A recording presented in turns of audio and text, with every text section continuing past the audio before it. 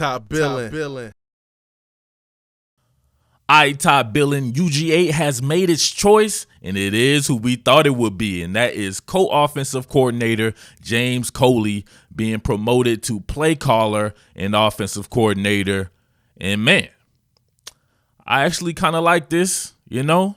I'm not going to say it was my first choice, as you've seen before, but I like Coach Coley. I actually know Coach Coley. I've talked to him on numerous occasions, being as though I covered Miami for Rivals.com, and he was once the coordinator at Miami, where she was at previously to joining Georgia, and I would talk to him about his scheme and some of the personnel there at Miami. As you guys know, I do a lot of the film studies and stuff like that, so being able to pick his brain, he's a savant. He knows any and everything. I think he could be a defensive coordinator if he wanted to. The guy is just one of those football junkie kind of cats. And if you ever talk to him about football, man, he is absolutely brilliant in that manner.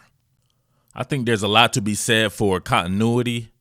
And Coach Coley, being as though he's already a quarterback's coach, having that same voice in Jake Fromm's ear, I think could be pretty soothing when you get out there, man, with the rigors of football. However, we have to see how this shakes out, man. I don't think it's a guarantee that he'll be the quarterback coach. We'll have to see how it shakes out, man. They're definitely hiring different position coaches. I don't know. I'll reserve judgment for that until then. If I'm being honest, fair and balanced about the situation, though, I can't say that if you told me you were going to get rid of Jim Chaney and you came up with Coach Coley as your guy, that it would be a move that, you know what I'm saying, is awe-inspiring to me. I like Coach Coley a lot. I think he can do some wonderful things, but I think Jim Chaney got a bad rap. And if you look at it statistically, man, he had the Dogs in pretty good shape. But even with that being said, man, sometimes change is for the better. But in the interest of fair analysis, Coach Coley did not have the best offenses at Miami. In fact, if his offenses finished in the 40s in 2014, I believe, and then he finished off like in the 60s, I think like 67 or something like that in his final year in 2015. And that was on a Miami team that had some pretty good talent on it, man. I think across the board, a whole bunch of NFL players, man. David Njoku was on that team, Chris Herndon, some of the offensive linemen, Mark Walton, NFL running back there, Gus Edwards, starting running back of the Baltimore Ravens. You had some talent there, but, man, it is what it is. And your past transgressions do not always equal your future success. So I believe Coach Coley can do some good things.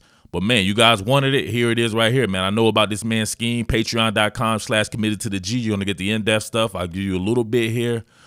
But I'm going to go over schemes and concepts over at patreon.com/committed to the G. All right, first and foremost, you know I'm only concerned about the run. It's running back university at the University of Georgia. I think he can give you a steady diet of outside and inside zone. He had a really big line, just like Georgia did or Georgia does at Miami. And those big boys used to get on the move, man, area blocking and everything like that. Seal blocks, pinning back inside. Same stuff you saw from Chaney's scheme too. But I will say this, he does do some of the sweeps and the cage pulls and some of the power O stuff, so he'll mix that in. I don't anticipate it being an issue, but, man, I wouldn't mind seeing kind of like a run game coordinator and maybe let him worry about the pass. I'd like to see the duty split up like that. But let's look at some of the steals, man. You'll see a lot of this.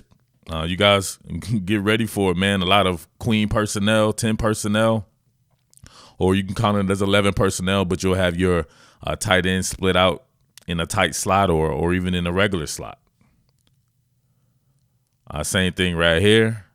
You can see the space right there for the receivers back off the line. You can tell that's for screens and different stuff like that. So the screen game will be in vogue. He does like to actually call a lot of screens to the running backs too, so that'll be pretty cool. I always thought that Chaney could do a better job at definitely calling screens, especially with a guy like Swift. You see the alignment right here as well. Receivers back off the line. Like I said before, when you see that type of stuff, you always got to be on alert. If you're a cornerback, that more than likely it could be some type of screen coming, and you better be on your horse, man.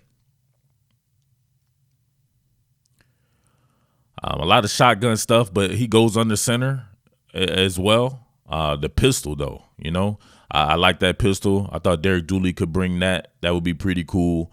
But Coach Coley would definitely bring the pistol as well. So you can still get that downhill flow. You can still run those power O's and everything, bring those opposite pulling guards because the rhythm of it will still be there with the back to the basket play action fakes. And here we see him on the center right here. You get a lot of H-back stuff. Not that much inline tight end stuff, but you just never know. Even with doing this kind of stuff, man, you just never know. He could very well be told to run Chaney's playbook, and he just call the plays and maybe do a little bit better a job. At least that's what people will say. But there you go again with the pistol, 11 personnel, H-back right there. Yeah, so it is, man. It is what it is. Some more under center stuff right here.